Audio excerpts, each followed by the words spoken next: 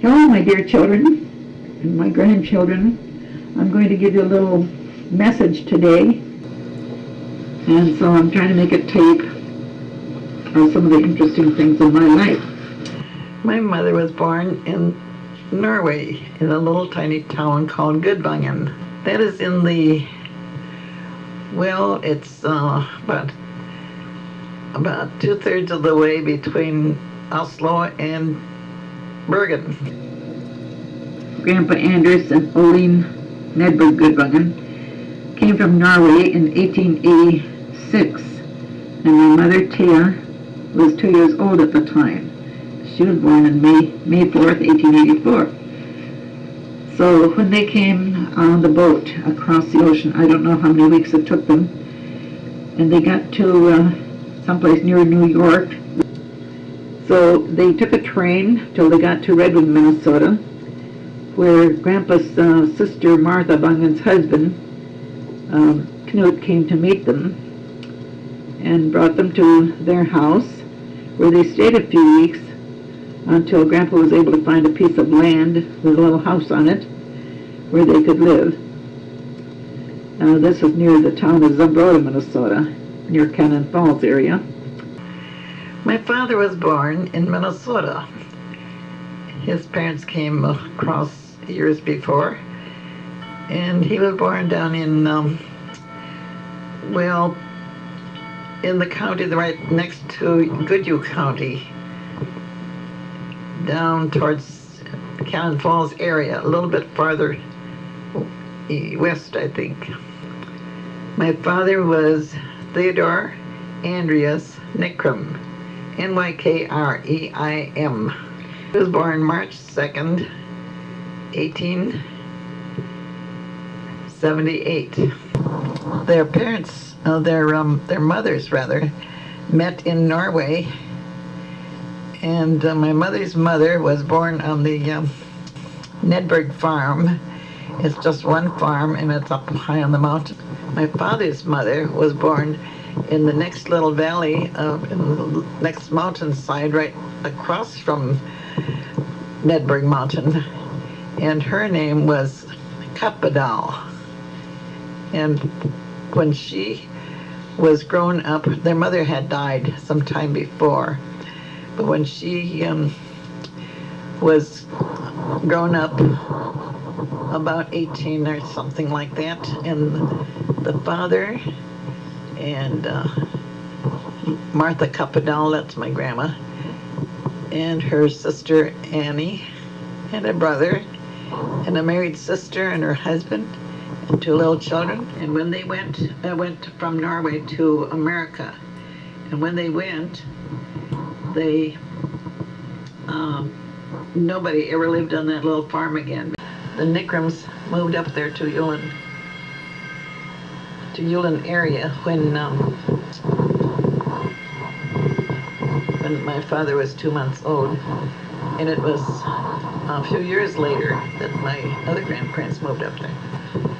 And later on, my father took a homestead out in western Minnesota in Marshall County, and my grandpa and grandma in Gudvangen, and my mother, and she was the oldest of her family, and Andrew and Nettie and her brother Lars were living up there. And then after a while, then my father wasn't following them, but he also went out to make a claim on the homestead, so he had a piece of land out there too. And so then, as my mother grew older, then my father started to court her, and they were married out there. The name of the tiny little town was called Idun, I-D-U-N, and they were married July 18th, 1902. Nettie later on was married to Ole Horton, and they lived for a short time on the farm where Frank Johnson now lives. And that would be, there was a road kitty corner from that corner down to our farm. So it was used as the regular highway. Later on, the Hortons moved to Fallon, where he became a McConnon man.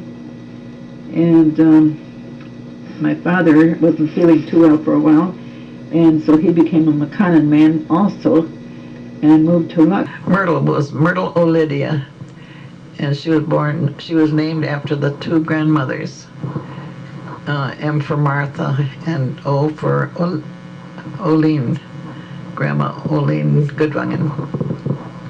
And Meryl was born December 19th, 1903. Meryl had gone to high school at Moorhead and stayed with them Lowel and Beverly. And she came home then in the spring after school. That was the year I graduated from 8th Then we grade. had already moved. Yeah. But as that was the same year we lost the cat. I was born in Bone Lake, in Bone Lake Township, which is near Luck. Well, he said, my second name is Louise, but he said, you don't want to use a name like that. You said, that's a French name or something, but he said, use it in the Norwegian, so it was Louise. No, I can remember something about when Stella was born, because my dad said, let's go out and look at something out in the pasture. And he carried me on his arm after all those 1, 2.5. Sure. And when I came back again, and here comes this strange lady, you know, and she had something on her arm, and now you have a little sister. Arthur Sylvester was born on the same farm that I was born on, and that was the first farm we lived on in Bone Lake. And many years later, they started to call that the Scott farm because somebody bought it, but he never ever lived there. So Art was born in October 17th, 1918. No, 1908. But that isn't the only time that you had something on your head. You went out there to watch the geese drinking water in the big iron kettle. And there was water in the kettle, but there was also some mud in there. And the geese would take a bill full of mud and then, or sand or dirt. They always got their water. And then they put their bill down there and got some water. And then, so when the geese went away, Art was going to try that too, and he put his head in there. And he got, his white hair was all full of mud. What about And then Beatrice was born just after we moved from the Bone Lake farm to Little Butternut Lake. So she was Beatrice Clarissa. And she was Beatrice had a lot of problems too, and her eyes were only half, the lids were only half open really. And she cried a lot during that time. She had boils on the back of her neck and head. But anyway, she was born May 28th, 1911.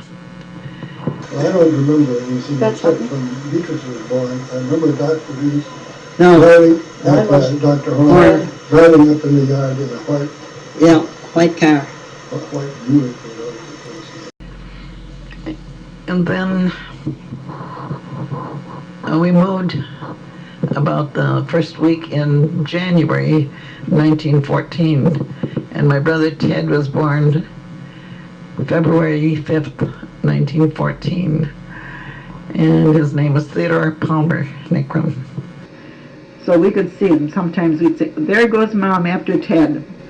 But one time, she couldn't find him in the yard. He had disappeared so fast.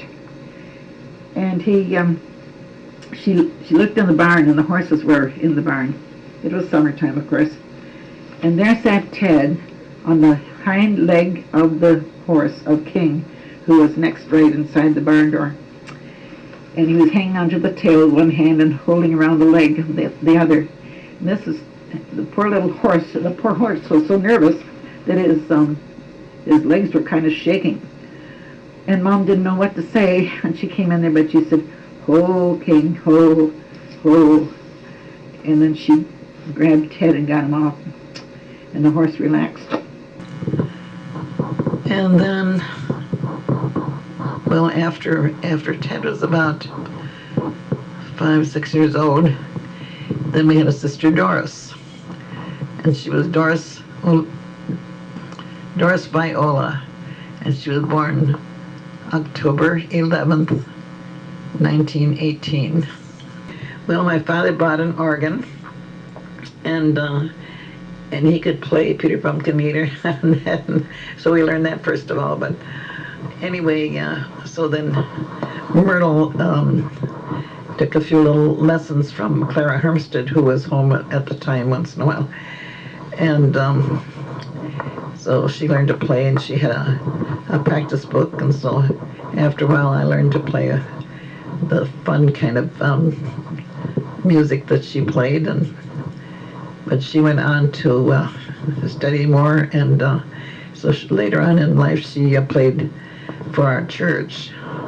When some of the other leaders who had been playing before moved away or got married, then Meryl played for a while also, and also up in Clam Falls when she lived up there.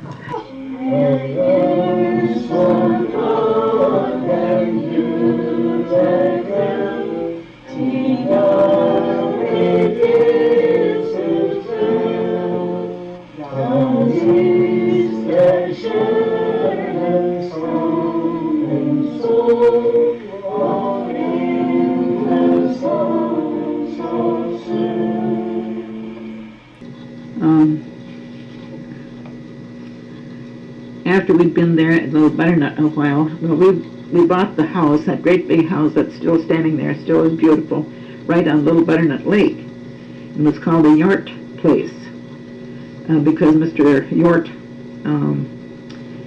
owned the house, and the first co-op creamery in Wisconsin was built on that place in the front yard there, and it was still standing. It wasn't in use yet, but it was still standing there when we moved there. But this big, beautiful house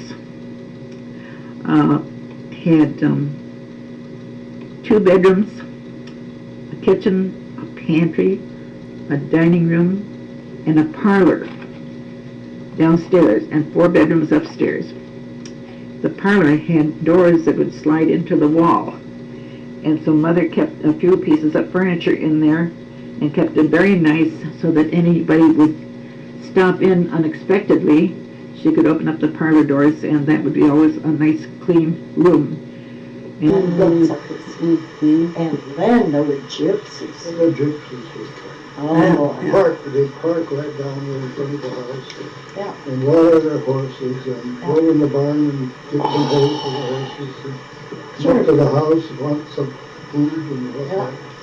And they didn't hesitate to go and milk somebody's cows, you know. So, Oh, no, they were very forward. yeah. That was their, But they used to have a lot of horses. I just would pay to remember all the Yes. horses. I don't know how many wagons, anywhere from a dozen to 2 dozen, I I guess. don't know where they put them. And they rode horseback, and it's a big troop of them.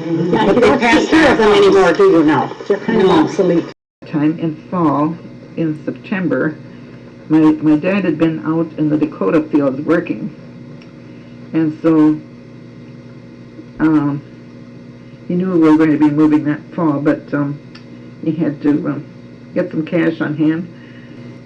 Nearly all the men around went to Dakota fields to work during the summertime. But that time he said, get ready to take a trip to Moorhead and then meet me there when I come home. We went to Moorhead, where Aunt Petra was living, the Paulson family. And the Paulsons had 2 big girls in high school, and that was Cora and Ruth, and then Palmer was the only boy. Then there was Adeline, who was Myrtle's age. Grace was my age, May was my age, and Grace was Art's age. And so we got acquainted with those cousins. The older brother of Dr. Gudvangen was father of Anna Ondler. Under.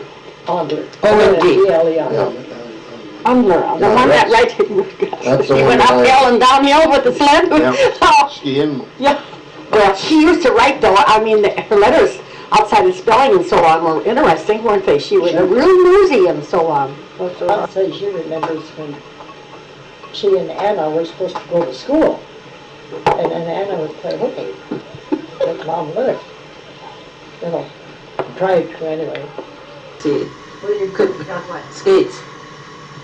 About 1916. About 1916, I suppose it should be. Yes, it had been. Stella says she got a clap on skates, and I said I got shoe skates. But she didn't get shoe skates because we never had any of those. The skates had shoe skates. Oh, you didn't.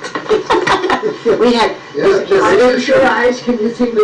Right. Well, Okay. I tell you, we were given things from other people. Oh yeah, but these skates Pop brought at Lord's. You know, I had shoe skates, but they were boys. They're low ones. No, these skates had a leather cup that you set your foot and your heel in, and then there was a leather strap that went around the ankle and fastened. Then the front of it had you had a little adjustment down there with this clip. Some Yeah. of the straps were low, some of them had a snap. yeah. Like the roller skates. And if they had some really good, heavy soled shoes, Yeah, fun. Yeah. pretty good. Usually they go the heels. Well, his family moved up to Bone Lake, and they came from White Bear Lake area, and when they moved up in 1910, when they came, there were a couple of the older sisters that didn't come, and because they were living in the Minneapolis area. Franklin was the second youngest of 12 children, and he was the youngest boy, so they were kind of every other one for a while. And his oldest sister, Helvig, and Esther was a year younger. They were close to my mother's age, about 3 years difference in age. So Franklin was the second youngest in the family. They moved up here, he was 4 years old in 1910. There was no church there either at the time. There was a Dane church down south about 5 miles. But at that time, going with horse and buggy, or lumber wagon rather, nobody got to church very often. And the Danes talked very fast. The Norwegians and Swedes didn't quite understand them. And so they each wanted their own language. And my dad asked Pastor Griswold if he could come once in a while to give a message to the people living there in the scattered pioneer area. So he said he could come once a month in the middle of the week. And then they would meet in the homes. So this went on for a while. And in 1907, he helped them organize a church. He and Meryl were in the same class, my sister Meryl. And the only ones that were in Norwegian were Meryl and, not Paul, but Willie Sand and John Reno. And the rest of the boys were all in English. So we heard what was said in English, but Meryl and I always studied in Norwegian. Well, my class went for 2 years. At that time, they usually didn't. And so then at that time, it was Franklin's sister Vivian and Mabel Johnson and I were the only girls. And then there was Aunt Isabel's brother, Paul Swanson, and Louis Hansen were in our class. So when we were confirmed, of course, then he asked us in the language that we had been studying, but we had both. So I was 13 when I graduated from the new La Follette School, and Meryl was the first class graduating from there in 1919. And Meryl went up to Moorhead to stay with my dad's mother. They asked if she could stay there and then go to high school that year up in Moorhead. We had been encouraged to go to Polk County Normal, which was in St. Croix Falls.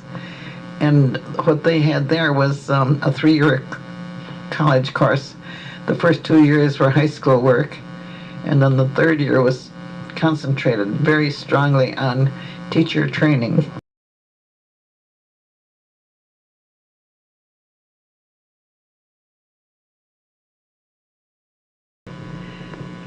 Far I thank thee for this night, day, and for the pleasant morning light, for rest and food and loving care, and all that makes the world so